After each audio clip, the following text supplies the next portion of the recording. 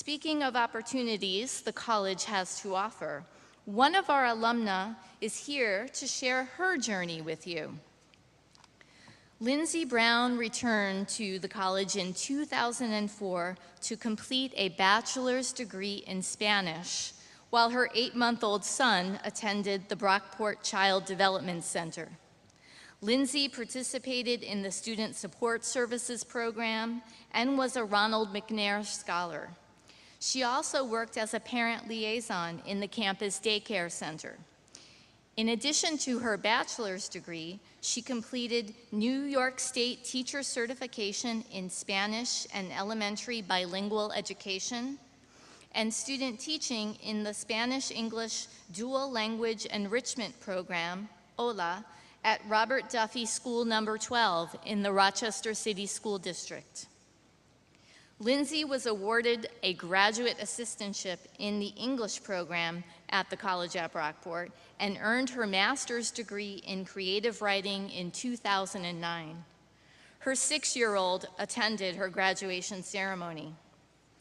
During summers, Lindsay worked in the Upward Bound program at the University of Rochester, teaching writing skills to high school students from the Rochester City School District. And upon graduation, she accepted a position teaching Spanish to middle and high school students at Allendale Columbia School. Allendale Columbia offers a unique K-12 world language curriculum featuring an immersion classroom experience and a one-to-one iPad program in grades 6 through 8. In addition to her classroom teaching, Lindsay continues to be an active community artist. Her work has appeared in Blip magazine and in Love Rise Up, Poems of Social Justice, Protest, and Hope. She recently founded Rochester Area Women Artists, a group designed to support the artistic practice of women artists across many disciplines. Please join me in welcoming our distinguished alumna speaker, Ms. Lindsay Brown.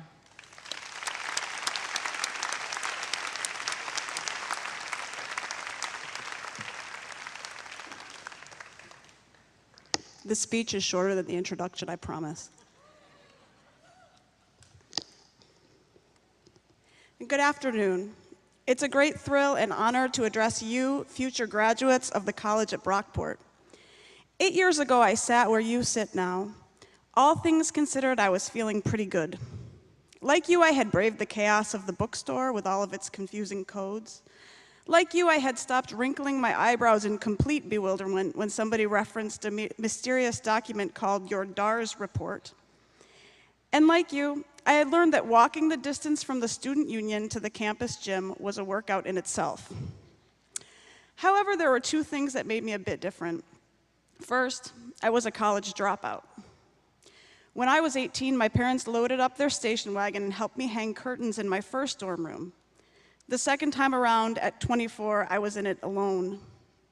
Running late, I drove myself from Rochester to this very event, parked in a faculty lot, and received my first ticket from Parking and Transportation Services. It was the first of many parking tickets.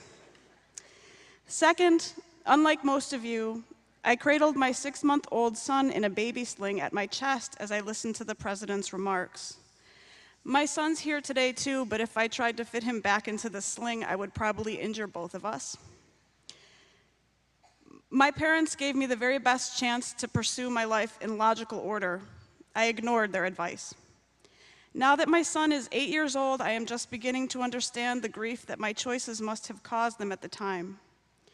And if my son were beginning his college career here today, part of me would want to say, do things in the right order. Blend in with the successful kids. Think only hard enough to make your professors happy. I would want to say that, but it wouldn't be right. When my son begins college, I will do the hardest thing imaginable, let him go. To do that, I will have to lift the latch on the pasture gate that holds 1,000 sheep marked with my deepest fears.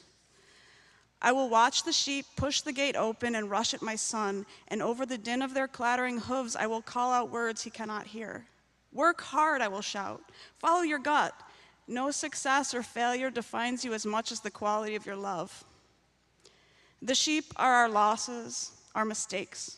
They trample us down in succession or all at once, and it is impossible to dodge them all. But I know a secret. Each irrevocable mistake, each blinding grief that knocks you over can also lift you up. For each trampling sheep carries 100 pounds of soft wool on his back. It's up to you to gather it. Even if their hooves are crushing your rib cage, even if the wool seems too far away to touch, it's up to you to gather it. Thank you.